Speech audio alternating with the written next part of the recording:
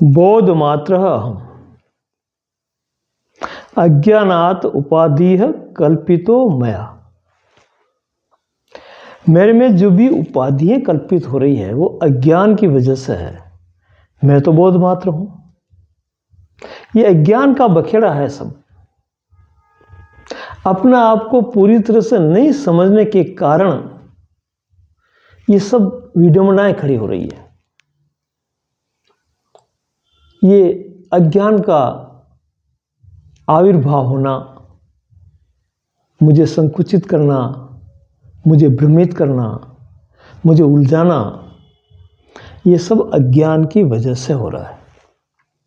बोध मात्र अहम अज्ञानात उपाधि कल्पितो मया। अज्ञान की उपाधि भी कल्पित है।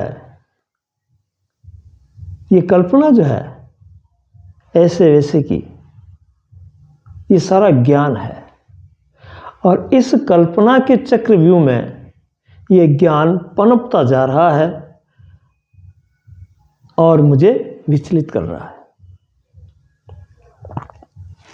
एक साधारण अर्थ है इसका, आधा श्लोक है ये कि बोध मात्र हम अज्ञानात उपाधि कल्पितो मया एवं विस्मृत्यतः विमृश्यतः एवं विमृश्यतः नित्यम निर्विकल्पे स्थिति है मम। मेरी स्थिति निर्विकल्प है, बिना कल्पना के है। कल्पना की कोई सहारे की जरूरत नहीं मुझे कि मैं कल्पना होगी तभी जीऊंगा या मैं होऊंगा या मेरा अस्तित्व होगा, मैं रहूंगा। कल्पना मेरे बाद में है और अनावश्यक उलझा रही है। कल्पनाओं की कहीं जरूरत नहीं है। ये कल्पित संसार में भटकना ही ज्ञान है।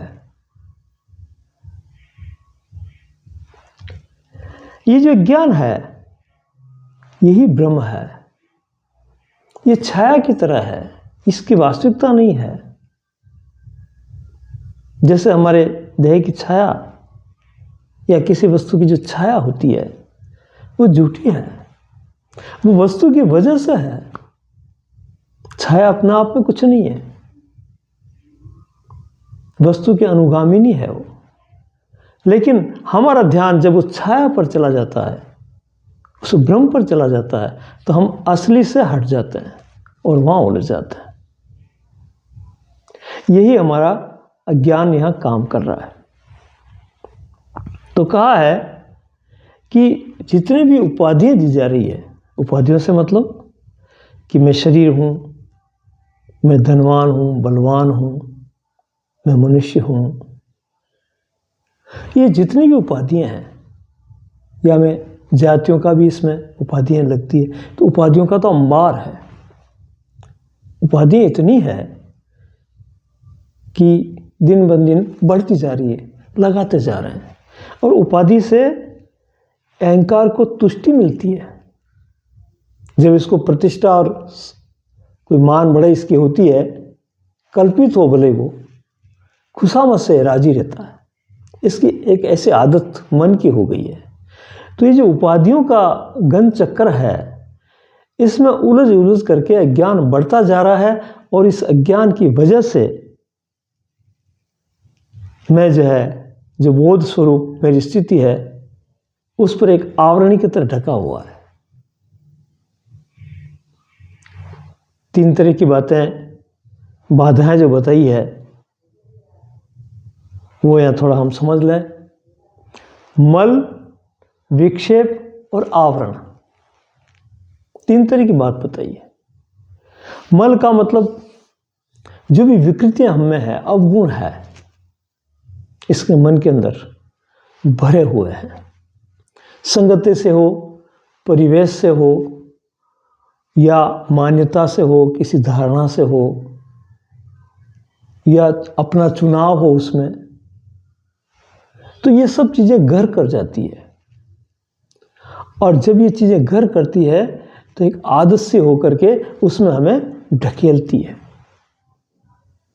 भले वो दुखदायी हो, लेकिन हम उसमें इतने गर्त में गहरे उतर जाते हैं, दलदल में, कि फिर जो जो निकलने की कोशिश करते हैं तो और घेरे जाते हैं। ये एक बंधन का गर्त हम खोल देते हैं और उसी गर्त में रह रह करके हम दुखी होते हैं। हमारे गुणधर्म बन जाते हैं वो, उसके बिना हमें ठीक नहीं लगता, सुहाता नहीं।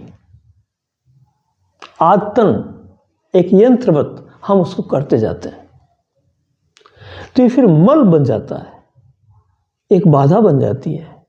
इसको नाम शास्त्रों में मल दिया है, जो हमारे साथ निरंतर बनी रहती है, जम सी जाती है, वो वैसा बना देती है हमें। फिर होता है विक्षेप। कभी उस मल को निकालना भी चाहते हैं हम, कुछ और उस पर डालना चाहते हैं, तो उसमें एक अंतर्द्वंद शुरू होता है, एक खिंचतानी होती है, विक्षिप्तता आती है, जो मन पर असर करती है, मन को डावाडोल करती है। हम चाहते हुए भी उससे संघर्ष करते हैं, उलझे रहते हैं उसमें। इस तरह से हमारा समय व्यतीत होता रहता है। और तीसरा है आवरण। बहुत सी धारणाओं का, मान्यताओं का, विश्वासों का, जिसको विश्वास अंधविश्वास कह सकते हैं हम, अंधश्रद्धा कह सकते हैं, ऐसे आवरण हमारे मन पर जब गिर जाते हैं तो वो भी हमें दुखी करते हैं, हमारे बोध को ढांकते हैं। वो भी पर्दे की तरह, जैसे सूर्य के सामने बादल आ जाता है और वो जैसे हमें दिखता है कि छिप गया, उस तरह के जो आवरण हमारे जो प्रज्ञा है उसको ढांपते हैं। तो हमें लगता है कि ये जो बाधाएं हैं ये सब अज्ञान के अंदर फलती फूलती है, अज्ञान में बड़ी होती है।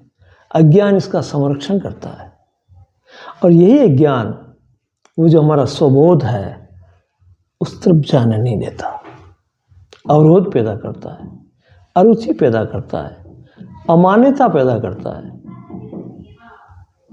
और ये मन बार बार फुसलाता है कि बेकार की बातें हैं, आराम से जियो, जिसे पूरा संसार जी रहा है तो अलग से क्या कर लेगा ऐसा।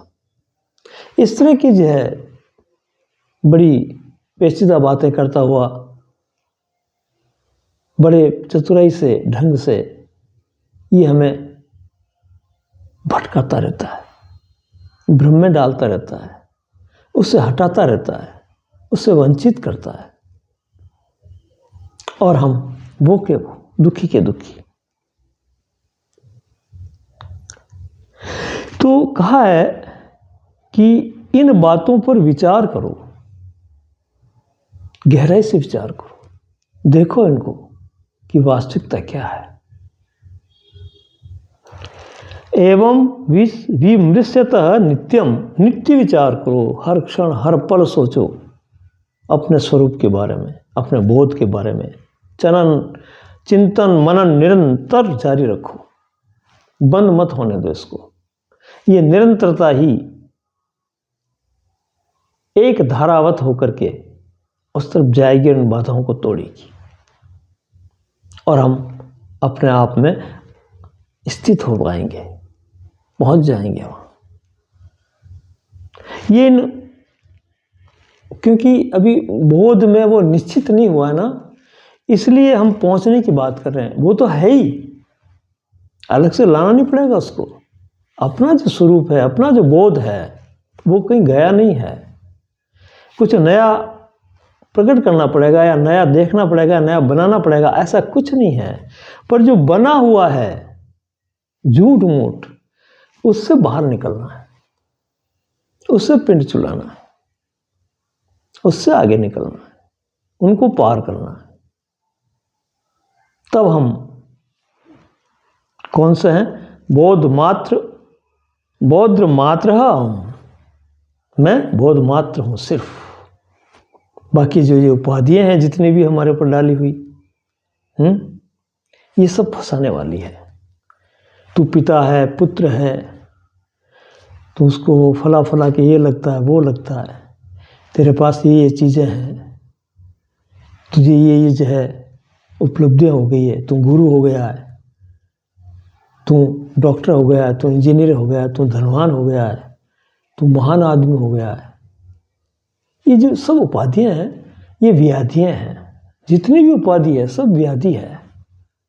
तू वैसा है नहीं और लादी हुई चीज़ें हैं। उस भार में, उस झूठ को संभालते संभालते तेरा पूरा जीवन व्यतीत हो जाएगा। और मैं बोधमय हूँ इसकी तुझे खबर भी नहीं रहेगी। ये जैसा भी है, जिस तरह का है, उसको सिर्फ तू जान रहा है। इसमें इतना गर्त होने की, इतना इसमें जो है इससे चिपकने की, या इसमें मोहित होने की, या इसमें फंसने की कहाँ जरूरत है। आज है कल नहीं, क्षण क्षण बदल रहा है। तो इन बातों को गहराई से चिंतन मनन करते हुए इस तरफ तुझे गहरा जाना है और अपनी स्थिति को पहचानना है, क्योंकि स्थिति परिकल्पना से परे है। उसकी परिकल्पना कर तू करेगा सोच करके कि मेरी स्थिति ऐसी होगी वैसी होगी, तो वो मैं ऐसा हो जाऊं या वैसा हो जाऊं तो ठीक रहेगा। तो ये भी किसी अपेक्षा से कर रहा है। जो बाहर की चीज़ें हैं, बाहर की जो उपाधियां हैं, उनको सामने रखते हुए, उनका तालमेल बिठाते हुए उसके विपरीत सोच रहा है। तो ये भी एक परिकल्पना ही हुई उसके विपरीत अपेक्षा से। तो अष्टावक्र गीता में बताते हुए और इस श्लोक में राजा जनक का जो उद्घोष निकल रहा है वो ये है कि परिकल्पना से अपनी स्थिति मत बना तू। वो स्थिति सही नहीं है, वो भी वैसी झूठ है जैसी बाहर की परिकल्पनाओं में तू जी रहा है, वैसे ही वहाँ भी चला जाएगा। एक मानसिक स्वर्ग बना लेगा, मानसिक कोई धाम बना लेगा।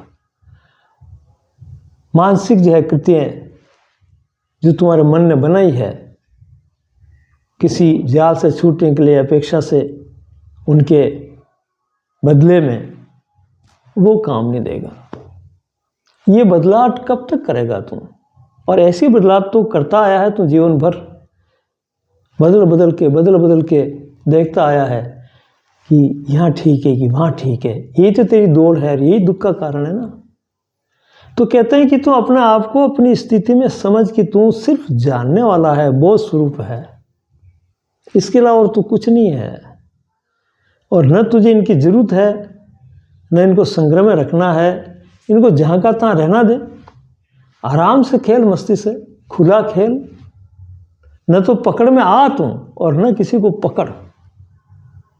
ये अच्छे खिलाड़ी के लक्षण है। न तो कुछ पकड़ना है, न किसी की पकड़ में आना है और खेलना। ये सच्चा खेल है। इस तरह से तू अपने बोध में रहेगा तो ही जाकर के ये खेल तू खेल पाएगा। और ऐसा खेल जो खेलता है वही खिलाड़ी है, बाकी तो अनाड़ी है। दुखी हो रहे हैं ज़बरदस्ती, अपने आप को भूल भुलैया में डाल करके, अपने स्वरूप को भूल करके अन्यथा में, माया में फंस रहे हैं, झूठ में जो है अपना समय बर्बाद कर रहे हैं। तो कह रहे हैं कि अपनी स्थिति को समझ और उसमें स्थित होकर के जी। अपनी स्थिति में जीने वाला ही स्वस्थ है। स्व में जो स्थित है वही स्वस्थ है। बाकी तो उपाधि सब व्याधि है, सब रोग हैं। इन रोगों से बाहर निकल। बड़ी प्यारी बात उद्बोधन जनक के द्वारा निकलता है। जिसमें भी ये घटना घटेगी उसमें यही लहर गुंजायमान होगी।